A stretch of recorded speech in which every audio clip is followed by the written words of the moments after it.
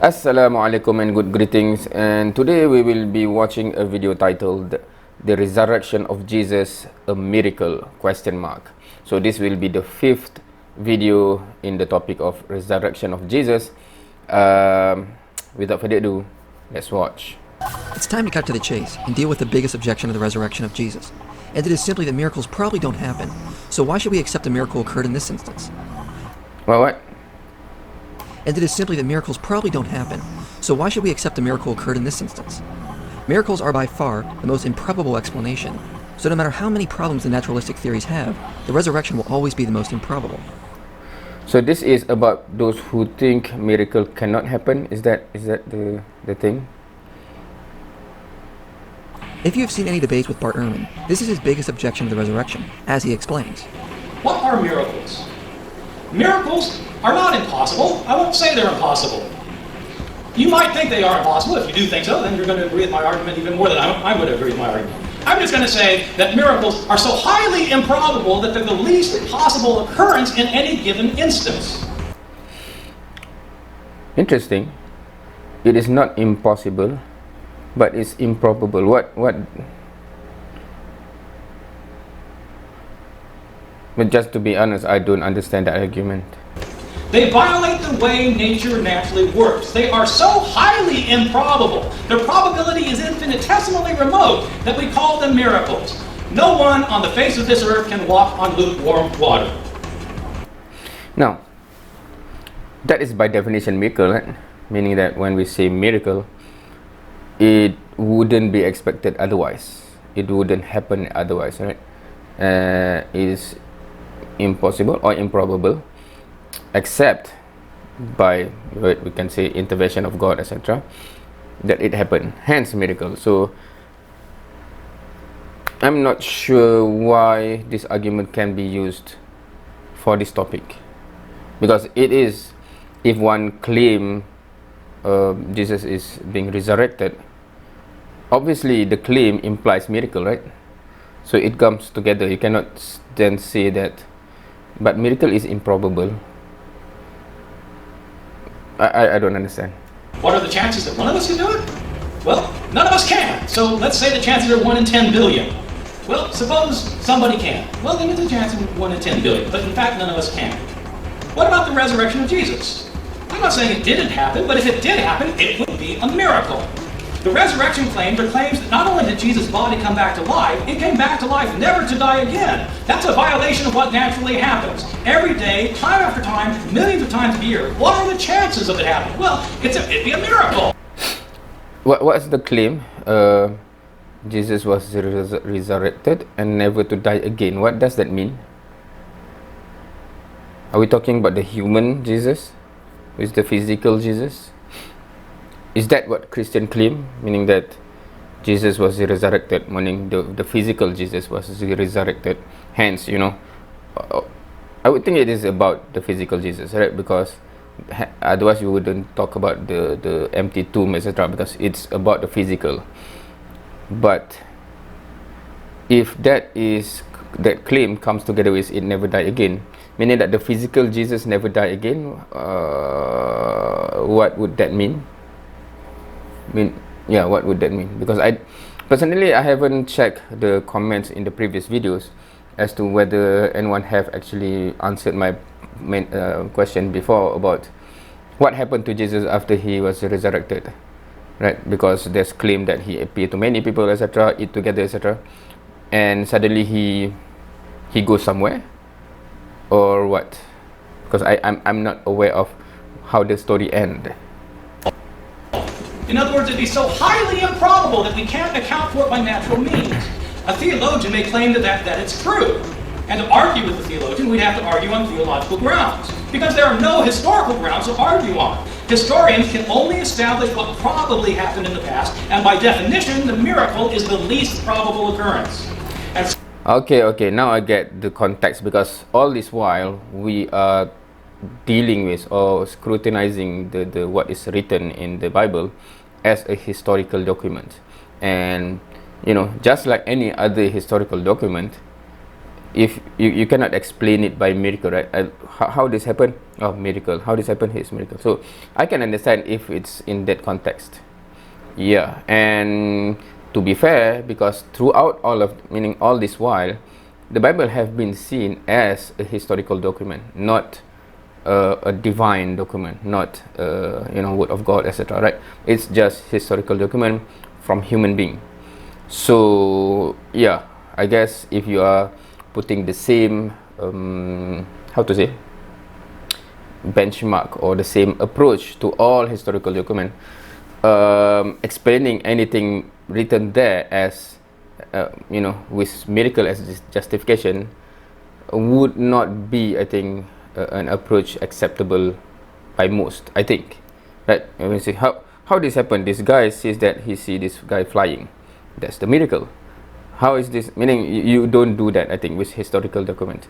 So as Bible is being evaluated as historical document from this perspective, I would understand that that's objection, I guess.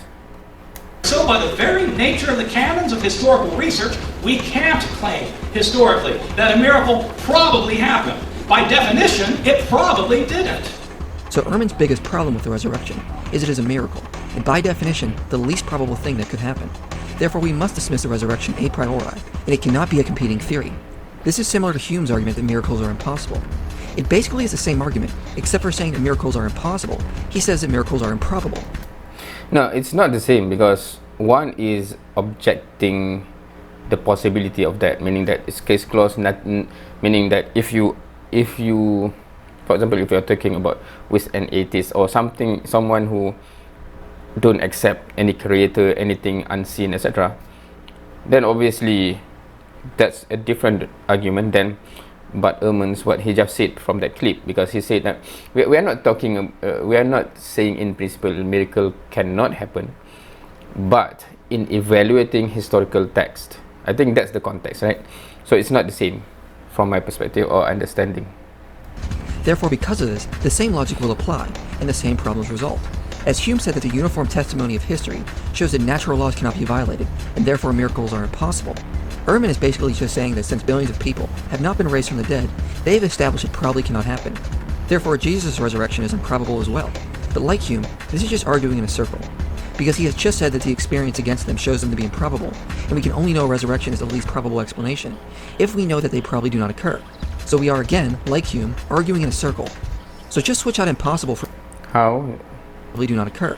So we are again, like Hume, arguing in a circle. Miracle probably cannot happen. Human experience shows miracle to be improbable. Okay, therefore, all reports of miracle are improbable.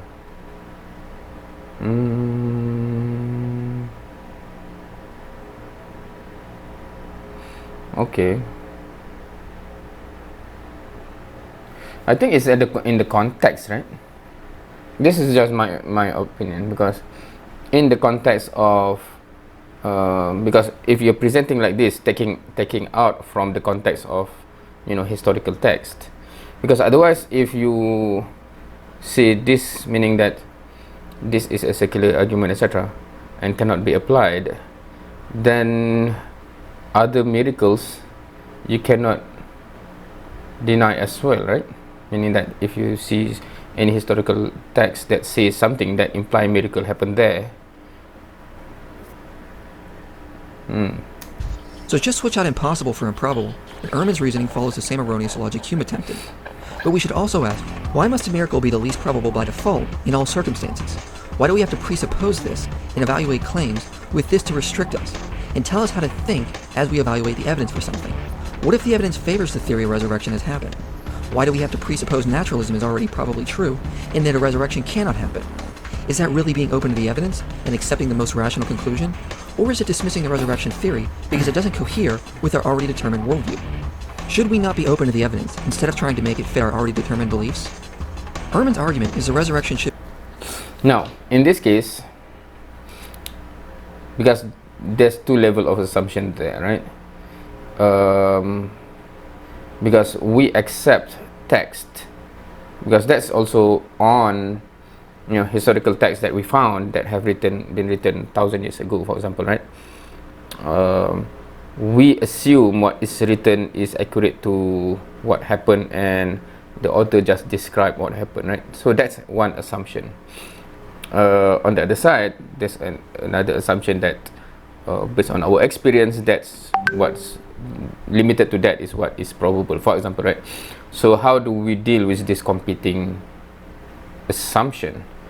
And I think, of course, I don't have any issue with this as a principle if we already establish that what we have, the source we have, is very, very credible, that we should trust the miracle that it says took place because the source is very, very credible, and it is on much solid footing than another assumption that dismiss it just because of our experience, for example.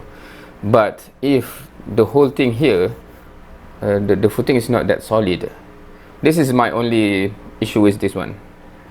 To be dismissed outright as improbable, regardless of the evidence, because they probably don't happen. But he can only conclude this if he discounts evidence which favors a resurrection happened. It actually doesn't address the evidence. It is arguing as if his conclusion, a resurrection did not happen, is already true. But Ehrman only concludes this because resurrections have not happened on a rapid scale. Therefore, it probably didn't happen this time. This does nothing to actually evaluate the specific evidence for this event, but instead, a priori excludes any theory, however likely it is, that disagrees with your preconceived notions about how reality should work. In actuality, each claim should be judged on a case-by-case basis, and we should look at the evidence specific for that claim, not dismiss one possibility because we a priori assume it probably cannot happen. These sweeping dismissals... Now, on this left here, is it to say that in the Bible, because I'm not sure the context here, what is mean, because the names, I don't know, John, David, Peter, I'm assuming, I'm not sure if this is just random names, or is the name, because there's Mark also there, Paul also there, is the name that's related to Jesus, related to the Bible. Is the context here is that any other claims of miracle in the Bible, like in the left, is not true, hence, meaning is that the context? Meaning the video is saying that even though all those claims are not true, the miracle there did not happen, but for Jesus you cannot see it also did not happen just because of that. Is that the context, or because I'm trying to understand the left side here? Is there anything about other miracles in the Bible that is not really accepted as convincing or something, or what? Not dismiss one possibility because we a priori assume it probably cannot happen. These sweeping dismissals, whether from Hume or Ehrman, are nothing more than circular reasoning in dismissing any type of evidence that challenges their already determined worldview. As Mike Licona says, historians should approach the data neither presupposing nor a priori excluding the possibility of God acting and raising Jesus. They should instead form and weigh hypotheses. That's interesting, right? God acting in raising Jesus.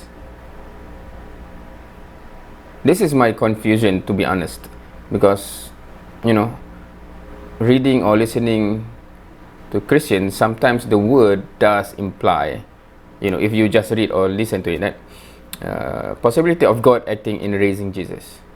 So you clearly see that it's two distinct entity, right?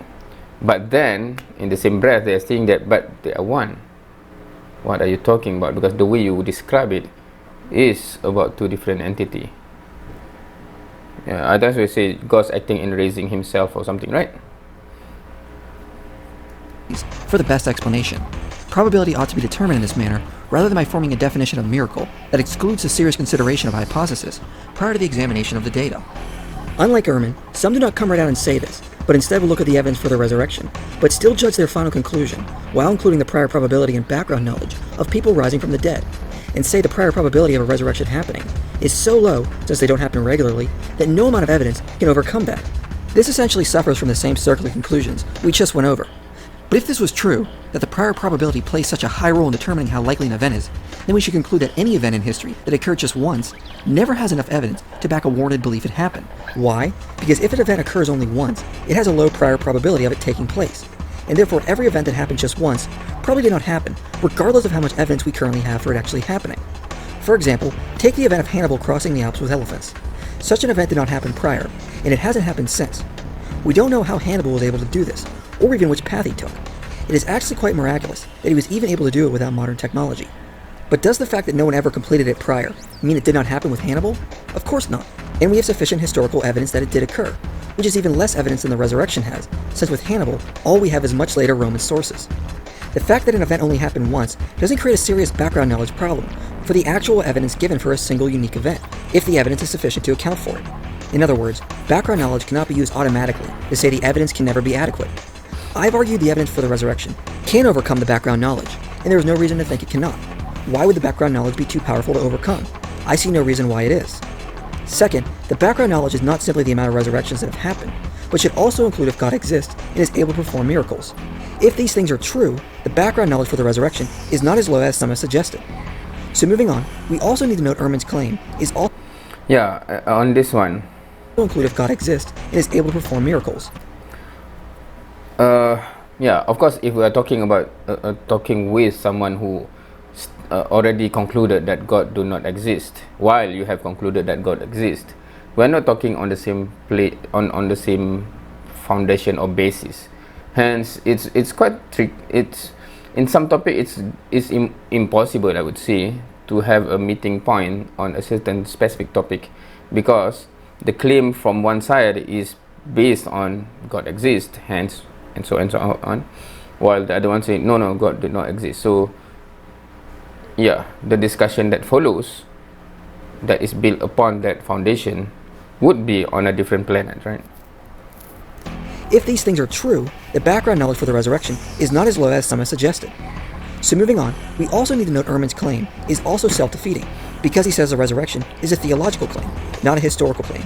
So the historian cannot say whether the resurrection is probable or not, because it is outside the scope of what the historian can say. If this is the case, he has only refuted his own argument, because now he cannot say the resurrection is improbable, because that is making a claim about the probability of the resurrection. So why is he claiming the resurrection is the least probable, when by his own words, that claim of probability cannot be made by the historian? Thus Ehrman refutes his own claim the resurrection is improbable. We can also ask why Ehrman presupposes historians cannot evaluate miracle claims. Where is this rule set in stone that historians are excluded from evaluating certain claims in history just because it might infer the existence of something beyond the natural?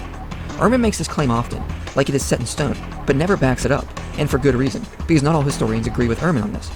David Hackett Fisher says, specific canons of historical proof are neither widely observed nor generally agreed upon.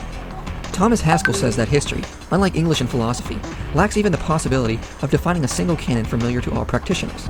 Many historians, secular and Christian, feel evaluating miracle claims is perfectly acceptable, whereas others disagree. So why is Ehrman just deciding ad hoc the rules of history exclude the evaluation of miracles, when that has not been agreed upon or proven to be the case? There is no a priori reason historians have to exclude the study of miracles. Finally, Ehrman likes to try one more thing.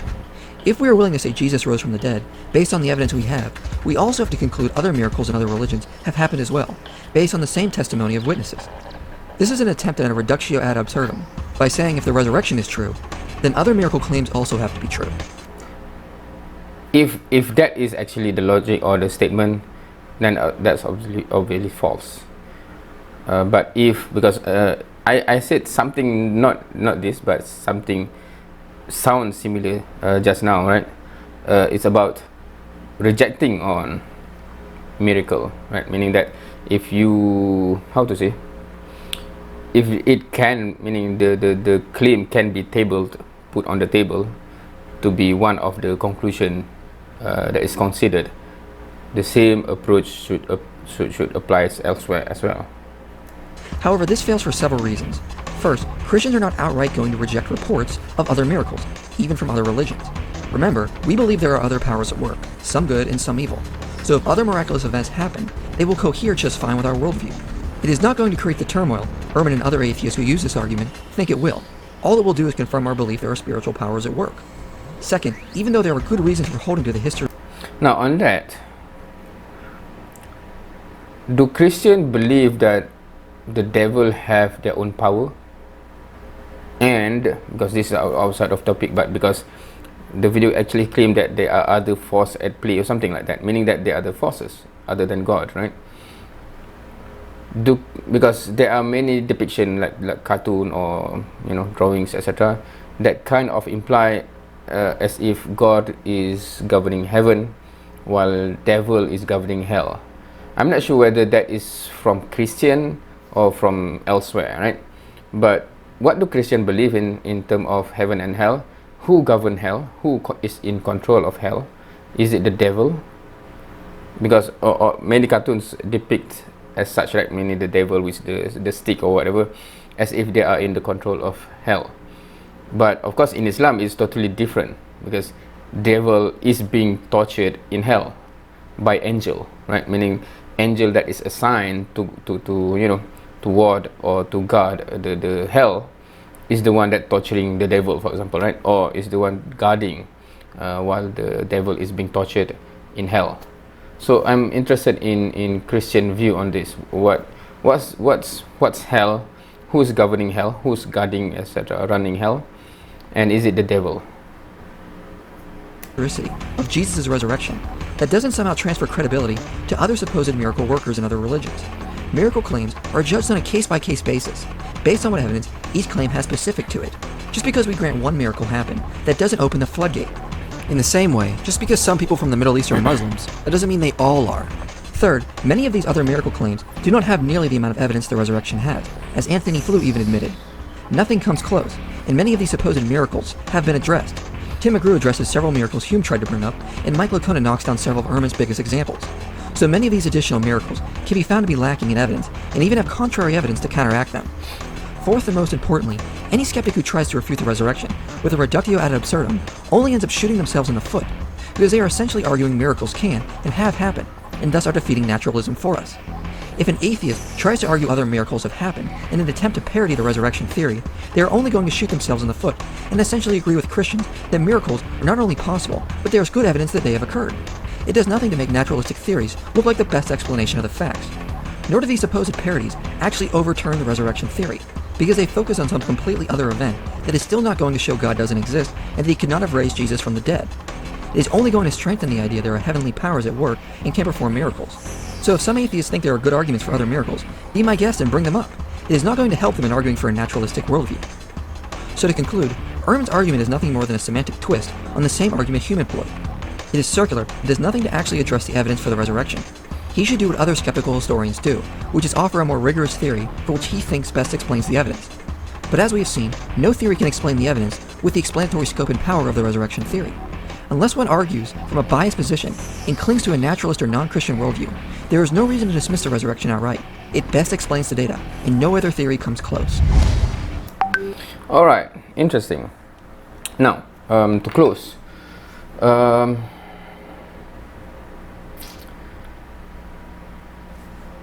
I have said earlier, much earlier, about dealing with historical text. I don't have that much or high level of interest of what any conclusion. For example, earlier on about something that is like only happened once, right? I don't catch the name. The picture shows some guy that crossed certain place with elephant there, right? Now some people say the historical text shows or prove or show that it's like in likelihood it has happened, right? So for me, looking at this kind of things, whether it has happened or it hasn't happened, it doesn't really affect me that much. So I don't care what people conclude, right? But in this case, it is different, right? So that's where my problem with dealing with this, just like we deal with historical text, because conclusion of historical text, it may affect certain things in terms of our perception to things, etc. But it really do not have a direct implication in terms of we deciding what to do with our salvation, something like that, right? Now, there are historical aspect that becomes important because of something. For example, for Muslim, the Sirah become important because we want to understand how the Sharia is being implemented, for example, right? So it is become, my level of interest becomes high on that aspect, because I really want to know the application of the Quran and the Sunnah in the example of the Prophet Muhammad sallallahu alaihi wasallam, right? So it becomes important. In cases like this where, you know, it is inconsequential, so normally my level of interest is quite low. Now, with regard to this specific topic, right, resurrection of Jesus, I would be interested if, you know, the early point of starting of this journey, it convinced me that this is something that I really need to look into, because it is important, because your salvation, etc., right? But because at the early part of the journey, the establishment of this whole thing, for me it falls apart there. So the whole thing is more of me trying to understand how Christian formulate what they believe in. But for example, in this case, right, because the basis of the whole faith is this, but in this case it is only the best that we can evaluate it is just like any other historical documents. Hence that's where my problem is, right? Meaning that to the best of conclusion that you can get, it's still like assumption with this degree of confidence, right? 80%, 75%, right? You can say that's pretty high for any historical documents, but it's not high enough for me, you know, to suddenly put my faith on it. Hence, I guess that's why faith become a component. While, you know, if you have heard enough, Muslim would say, or Islam would claim that it is not based on faith, while Christian says, yeah, that's a big component, because, you know, you have to put the faith. Otherwise, if you demand for proof, you cannot go there, right? So I think that's a big difference from my perspective. Anyway, that's just a comment to share from a Muslim perspective. I'm not put forth the full argument here. I'm just saying in relation to this, what's some of the thoughts in my head. Thank you for watching. See you next time.